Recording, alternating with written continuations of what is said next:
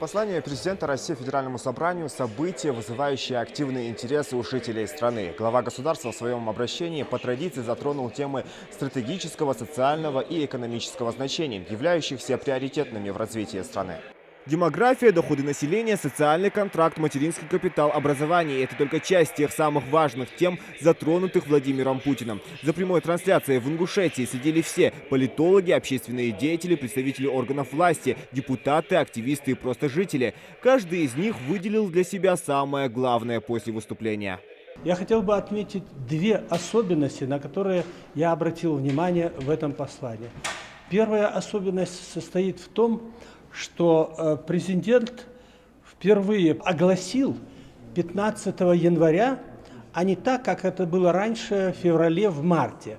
Почему это очень важно? Потому что органы законодательной, исполнительной власти, региональные органы, все смогут скорректировать правительство, скорректировать свои решаемые задачи, перераспределить финансы и таким образом быстрее приступить к осуществлению тех задач, которые были поставлены президентом. Вторая особенность касается нынешнего ежегодного послания президента Российской Федерации, состоит в том, что в отличие от предыдущих посланий, на мой взгляд, это послание было более конкретным, с обозначением конкретных сроков, кому, что, к какому сроку необходимо исполнить. Много сказано нового, именно нового. Если в прошлых посланиях вопрос вообще, скажем, Конституции никаким образом не касался, то сегодня уже речь шла об изменении, потому что есть необходимость в этом. Очень много. Для того, чтобы осознать и хорошо разобраться в этом, конечно, нужно посидеть сегодня с карандашиком, впитать это все, пропустить через себя. И это нужно делать, потому что, когда выступает первое лицо, это всегда вектор, куда мы будем дальше двигаться. И есть ряд вопросов, которые касаются законодательной власти. Мне, как представителю ее, сегодня было отрадно услышать, что сегодня не только констатация, как говорится, утверждение, там все прочее, но дело в том, что перекладывается сейчас на законодательные органы большие права, но и больший спрос. Здравоохранение – один из важных тезисов послания для каждого жителя страны. Задача – продолжить развертывание фельдшерско-акушерских пунктов, а также выделение 500,5 миллиардов дополнительно на новое оборудование для больниц и поликлиник. Конкретно Общероссийскому народному фронту он дал прямое поручение контролировать строительство оснащения ФАПов и медицинских организаций в текущем году. Значит, это непосредственно прямое поручение, которое мы обязаны буквально с завтрашнего дня мониторить, контролировать, и эта работа будет вестись. В послании глава государства подробно остановился на вопросах экономики, создания новых рабочих мест, модернизации транспортной инфраструктуры, ежегодный прирост инвестиций минимум на 5%. Главные составляющие. Необходимо структурно изменить экономику, увеличить ее эффективность. Темпы роста ВВП в 2021 году должны быть выше мировых. Для меня, как и для производственника, для экономиста, было очень интересно экономические составляющие всех этих вопросов, потому что базовыми здесь, чтобы иметь возможность решать все затронутые вопросы, нужна соответствующее и денежное подкрепление. Поэтому экономика должна быть тоже найти свое развитие, и поэтому президент здесь тоже выделил как важное направление в развитии страны и подъем экономики, поддержки отечественного производителя, повышение инновационных процессов, чтобы мы могли быть конкурентоспособными не только здесь, внутри страны, но и с зарубежным выходом. Начала развиваться промышленность и в Ингушетии. 2 года назад открылся завод по производству алюминиевых профилей «Риак», который создал для жителей 140 рабочих мест.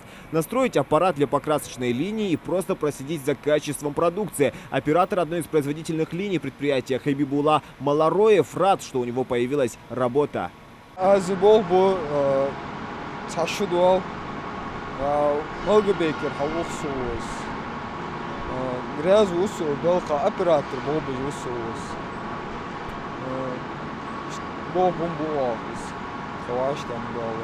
Совместные просмотры ежегодного послания президента России Федеральному собранию Общероссийский народный фронт проводит во всех регионах страны. Особый акцент глава государства сделал на образовании. Цель – увеличить количество бюджетных мест в вузах и в приоритетном порядке отдавать их в регионы. На что бы мне особо хотелось бы обратить внимание, и Владимир Владимирович Путин это тоже акцентировал, и весь зал просто встречал его аплодисментами, что мы с вами все вместе должны обладать самым высоким интеллектуальным уровнем развития. И в этом отношении освоение новых специальностей, и в этих специальностях ваш высокий интеллектуальный уровень – это та самая рациональная золотинка, которая приведет нас на международном уровне на передние позиции.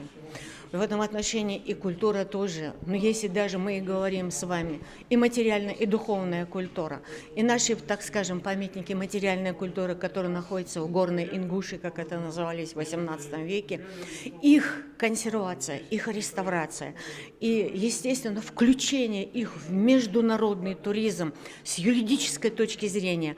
И, конечно же, в первую очередь наша молодежь. И мы не должны и не имеем права забывать ценностные ориентиры, заложенные в национальной культуре. Президент часть полномочий себя снял, переложил на Госдуму. Это значит назначение и утверждение должности председателя правительства. Сейчас утверждать будет Госдума.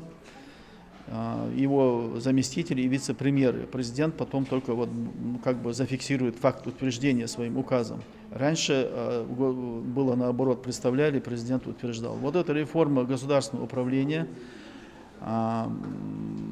потом, но это коснулось, по-моему, всего и исполнительной, и законодательной, и судебной власти. Создание крупнейшего в мире архива материалов о Великой Отечественной войне, доступного для всех. Следующий год обещает быть очень насыщенным на патриотические акции и мероприятия. 2020 объявлен годом памяти и славы. Мы в конце года, как всегда, планируем, принимаем свой план мероприятий, который нам утверждает Министерство обороны. И такой план уже нами принят, он утвержден Министерством обороны. У нас будут поисково-исследовательские работы. Мы уже в конце прошлого года провели 9 туров, экскурсионных туров по памятным местам, привлекая к этому более 300 школьников и учащихся. Да и сейчас, когда уже как раз после Нового года, мы уже начинаем работать в этом направлении. И у нас где-то есть где-то более 10-15 проектов, которые мы реализовываем ежегодно, некоторые, вернее, имеются из них. И есть новые проекты, которые в этом году мы будем реализовывать. Конечно, для нас этот год и актуален, и важен. В ходе послания прозвучал целый набор конкретных мер, которые призваны улучшить качество жизни людей и придать дополнительный импульс развитию экономики. Зелимхан Калоев, Магомед Шаухалов, Новости 24.